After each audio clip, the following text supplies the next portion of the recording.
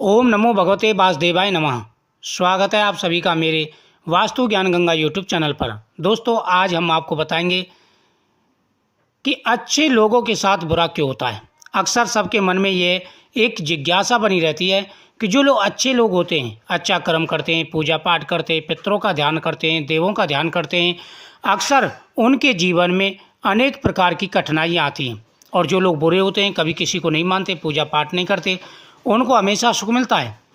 अक्सर कई बार देखा है कि जो अच्छे लोग होते हैं, अच्छा कर्म करते हैं, उनकी मौत भी कभी कभी दुखदाई होती है। और जो बुरे लोग होते हैं वह बड़े सुखद मौत का अनुभव करते हैं, यानी उनकी जो अंत समय होता है वो भी सुखद होता है। आपने महसूस किया होगा कि जो लोग अच्छे कर्म करते हैं वे परेशान रहते हैं, वही जो बुरे कर्म करते हैं वो खुशी से रह पाते हैं। अच्छे कर्म करने वाले परेशान होते हैं, आखिर उन्हें इतनी परीक्षा क्यों देनी पड़ती हैं, जबकि जो अधर्म की राह में हैं वो खुश और ज़िंदगी का लुत्फ़ उठाते हैं। अगर आपके मन में भी यही सवाल आया है तो आज हम आपको इसका जवाब देंगे। जो लोग अच्छा कर्म करते हैं उन्हें दुख क्यों उठाना पड़ता है। भागवत गीता में वर्णित कथा के अनुसार जब भी अर्जुन के मन में कोई दुविधा होती थी तो वो श्री कृष्ण भगवान के पास पहुंच जाते थे। एक बार की बात है, अर्जुन भगवान श्री कृष्ण के समीप आकर कहा कि वो दुविधा में हैं और इसका जवाब वो श्री कृष्ण से चाहते हैं। भगवान श्री कृष्ण ने पूछा, क्या सवाल है। अर्जुन ने कहा, मुझे ये जानना है कि अच्छे लोगों के साथ हमेशा बुरा क्यों होता है, वही बुरे लोग खुशहाल दिखते हैं। अर्जुन के मुंह से ऐसी बात सुनकर भगवान श्री कृष्ण मुस्कुराए और कहा, अर्जुन जैसा सोचता है और महसूस करता है वैसा कुछ नहीं होता, बल्कि अज्ञानता की वजह से वो सच्चाई नहीं समझ पाते। अर्जुन की बात समझ नहीं पाए। इसके बाद भगवान श्री कृष्ण ने उनको समझाया। भगवान श्री कृष्ण ने अर्जुन से कहा, पार्थ मैं तुम्हें एक कथा सुनाता हूँ, उसे सुनकर तुम समझ जाओगी। हर प्राणी को उसके कर्म के हिसाब से ही फल मिलता है। प्रगति हर किसी को अपनी राह चुनने का मौका देती है। अब वो मनुष्य ही की इच्छा पर निर्भर करता है कि उसे धर्म की राह चुननी है या अधर्म की। भगवान श्री कृष्ण ने कहा, एक नगर में दो पुरुष रहा करते थे। एक पुरुष व्यापारी था जिसके जीवन में धर्म की महत्वता बहुत थी।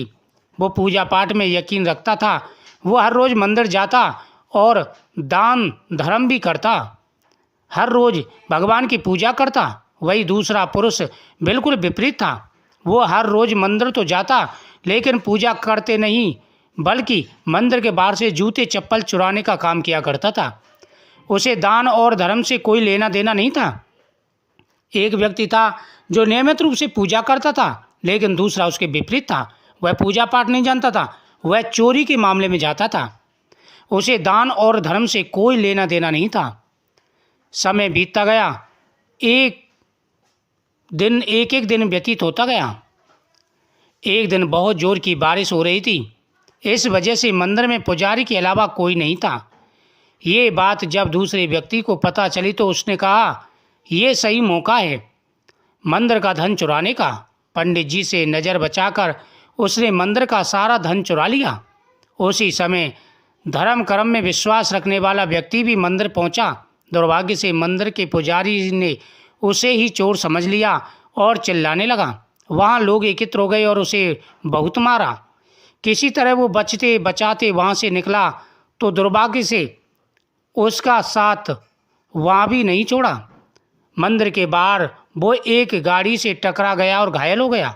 फिर वो व्यापारी लंगड़ाते हुए घर जाने लगा तो रास्ते में उसकी मुलाकात उस पुरुष से हुई जिसने मंदिर से धन चुराया था। उसने कहा, आज तो मेरी किस्मत चमक गई, एक साथ इतना सारा धन मिल गया। ये सब देखकर उसे बहुत बुरा लगा और उसने अपने घर से भगवान की सारी तस्वीरें निकाल दी। कुछ सालों बाद दोनों की पुरुषों की मृत्यु हो गई। मरने के बाद जब दोनों यमराज की सभा में पहुंचे और भले पुरुष ने दूसरे व्यक्ति को देखा तो उसे बहुत गुस्सा आया।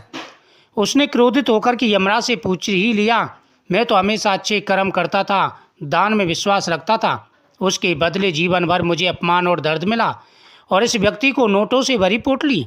आखिर ऐसा भेदभाव क्यों। इस पर यमराज ने कहा, पुत्र तुम गलत समझ रहे हो।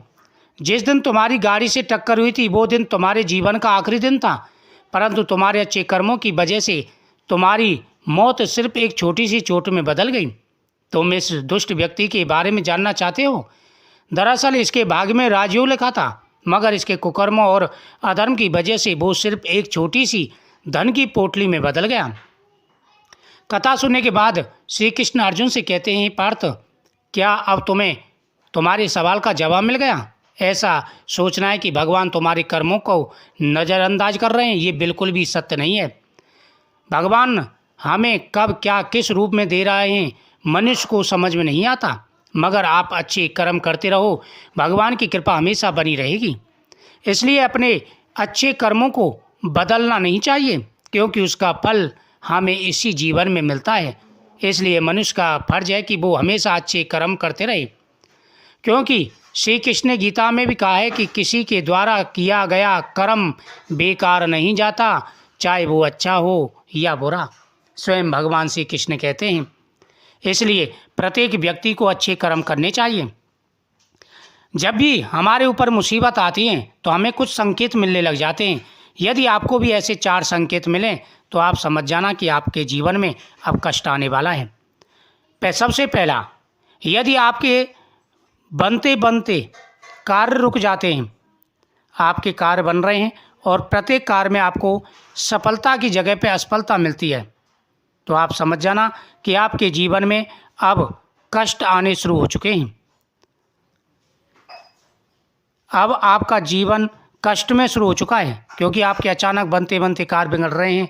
तो आपको तुरंत भगवान का पूजा पाठ शुरू कर देनी चाहिए, भगवान के मंत्रों का जाप करना चाहिए।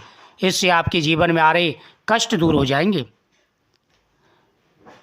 नंबर 2, यदि आप सो रहे हैं और सुबह के समय आपको गलत स्वप्न आते हैं, कष्टदायी स्वप्न आते हैं, या पितृ आपके स्वप्न में कुछ कह रहे हैं, वो दुखित अवस्था में है, तो आपके ऊपर पितृदोष है या कोई दोष है जिसकी वजह से आपके जीवन में कष्ट आने वाला है। इस बात से जैसे ये संकेत आपको मिले, आपको तुरंत सावधान हो जाना चाहिए। नंबर 3,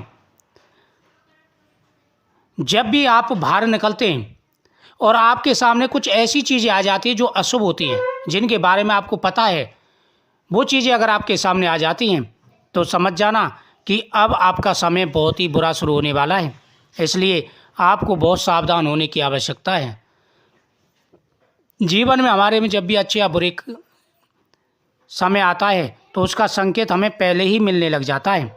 इसलिए हमेशा ध्यान रखें, अगर ये चीज़ें आपके सामने आ रही हैं तो आपको बहुत सावधान रहने की आवश्यकता है, क्योंकि हमारे कर्मों का फल तो हमें मिलता है। इस जन्म में तो हम अच्छा कर रहे हैं, पर पिछले जन्म की हमें नहीं पता है।